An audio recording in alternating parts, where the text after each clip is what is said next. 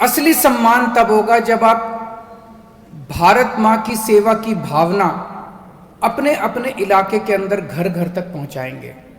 अपने अपने इलाके के अंदर घर घर तक जब ये बात पहुंचेगी, जब एक एक आदमी ये कहेगा कि मैं भारत के लिए क्या कर सकता हूं, मैं भारत के लिए क्या कर सकता हूं, मैं देश के लिए क्या कर सकता हूं, मेरा देश के लिए क्या कंट्रीब्यूशन हो सकता है, ये भावना हमें घर घर तक पहुंचानी है। और मेरी हर समिति से निवेदन है कि आप अपने अपने इलाके में कम से कम 1000 भारत के नौजवान सिपाही तैयार करें। भारत के लिए नौजवान वॉलंटियर्स तैयार करें। अपने अपने इलाके में 1000 वॉलंटियर्स तैयार करें। जो जो समितियां 1000 वॉलंटियर्स तैयार कर लेंगी, उन समितियों के उसके साथ मैं डिनर करूंगा, उनके साथ अपने घर पे आमंत्रित करके उन समितियों, जो जो समिति करती जाएगी उसके साथ मैं डिनर करूंगा। उन 1000 लोगों का क्या काम होगा? 5 काम दे रहा हूं मैं। उन 1000 वॉलंटियर्स जो तैयार किए जाएंगे, उनके 5 काम हैं। और हमें 1000 की वेट नहीं करनी। 100 वॉलंटियर तैयार हो गए, उनसे भी काम शुरू कर दो। 200 तैयार हो गए, उनसे भी काम शुरू कर दो। लेकिन 1000 वॉलंटियर्स होने के बाद हम आप मुलाकात करेंगे, सीधे मुलाकात करेंगे, खाना खाएंगे बैठ के, सेलिब्रेट करेंगे उसको। तो 5 काम मैं उन वॉलंटियर्स को दे रहा हूं, आप लोगों को उनको मोबिलाइज करना है। पहला काम, आपको अपने इलाके के अंदर सुनिश्चित करना है कि कोई भूखा नहीं सोना चाहिए। कोई व्यक्ति दिल्ली के अंदर अब भूखा नहीं सोना चाहिए। हर आदमी को खाना मिलना चाहिए। अगर आपको लगता है कि कोई ऐसा व्यक्ति है, कोई जो बहुत गरीब आपके इलाके के परिवार हैं, उनकी सूची बना लो, उनको अपना फ़ोन नंबर दे दो। कहीं उनके घर में कुछ खाने को नहीं हो, अपने घर से भेज दो खाना, किसी और से भेज दो खाना। खाना तो दे ही सकते हैं हम लोग, खाना तो खिला ही सकते हैं। आपस में हाथ से हाथ बढ़ाएंगे तभी तो भारत आगे बढ़ेगा।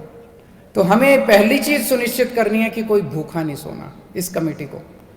दूसरी चीज सुनिश्चित करनी है, ये 1000 वॉलंटियर्स जो हम तैयार करेंगे, घर घर का मुआयना करके ये सुनिश्चित करना है कोई भी बच्चा स्कूल के बाहर नहीं होना चाहिए। सारे बच्चे स्कूलों में होने चाहिए। हर बच्चा स्कूल में होना चाहिए। हर बच्चे को पढ़ाई करनी चाहिए। कोई भी बच्चा ऐसा ना बचे जो कि किसी भी कारणवश, गरीब का अमीर का, किसी भी कारणवश कोई भी बच्चा स्कूल के बाहर नहीं होना चाहिए। प्राइवेट में पढ़े, सरकारी में पढ़े, किसी में पढ़े, वो दिक्कत नहीं है। हर बच्चे को शिक्षा मिलनी ही मिलनी चाहिए।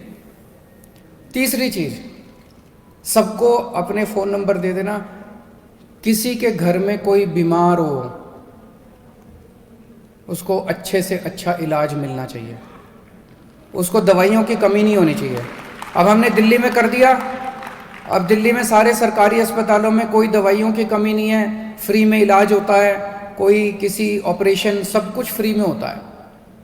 लेकिन कई लोग वहाँ तक जा नहीं पाते। कई मान लो बूढ़े लोग हैं, वहाँ तक जान। आपको ये सुनिश्चित करना है कि किसी भी घर के अंदर कोई भी बीमार आदमी को किसी स्वास्थ्य सेवाओं की उसको कमी नहीं होनी चाहिए। ज़रूरत पड़े आप उसको हॉस्पिटल लेके जाओ, ज़रूरत पड़े आप मेरे को फ़ोन करो, जिस भी तरह की ज़रूरत हो हमें उसकी मदद करनी है। किसी का एक्सीडेंट हो जाए, उसको अस्पताल पहुंचाना है। अब तो हमने दिल्ली में फरिश्ते स्कीम निकाल दी। किसी का एक्सीडेंट हो जाए, किसी भी अस्पताल में ले जाओ, सारा इलाज मुफ्त होता है। आपको कुछ करने की बस ले जाना है अस्पताल, हमें जान बचानी है। फरिश्ते स्कीम में 13,000 से ज़्यादा लोगों की जान बचा चुके हैं अभी तक हम लोग। अब जनता का सहयोग चाहिए, सारी जनता को मिलकर इसमें साथ देना है। चौथी चीज, कोई भी व्यक्ति बेघर नहीं होना चाहिए। जितने लोग बेघर हैं, सड़कों पे सो रहे हैं, उनसे हाथ जोड़ के प्रार्थना करके, ये मैंने खूब बहुत किया है। जब मैं दिल्ली की झुग्गियों में काम किया करता था, सड़कों पे जो भी होते थे उनको उठा के हमारे जो नाइट शेल्टर्स हैं, आप वहाँ पे उनको वहाँ पे भेज दीजिए। जितने भी बेघर लोग हैं उनको नाइट शेल्टर में, और जितने स्ट्रीट चिल्ड्रन हैं, सड़कों पे रह रहे बच्चे हैं, भिखारी हैं, उनकी एक बार लिस्ट बना लो।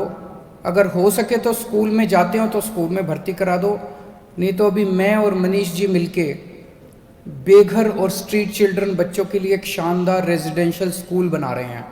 उस स्कूल में आप लिस्टें बना के रख लो, स्कूल में इन सारे बच्चों को हम भर्ती करा के गरीब से गरीब के बच्चे को भी शानदार इंजीनियर, डॉक्टर, लॉयर बनाएंगे। उस जो भिखारी था ट्रैफिक लाइट के ऊपर जो भीख मांगता था, कल मैं उसको इंजीनियर और डॉक्टर बना हुआ देखना चाहता हूँ। ये हम सबकी जिम्मेदारी है। और पांचवी और आखिरी चीज, हमें अपने इलाके की सफाई सुनिश्चित करनी है। सड़क सरकारें भी कर रही है, जो भी कर रही है सरकारी, मैं किसी भी सरकार को कुछ कहना नहीं चाहूँगा, लेकिन थोड़ी जिम्मेदारी अपने को भी तो लेनी पड़ेगी। और इसके लिए बहुत ज़रूरी है, अक्सर हमारे अंदर क्या भावना आती है जब भी हम सफाई की बात करें, सफाई कर्मचारी काम नहीं कर रहे, सफाई कर्मचारी काम नहीं कर रहे।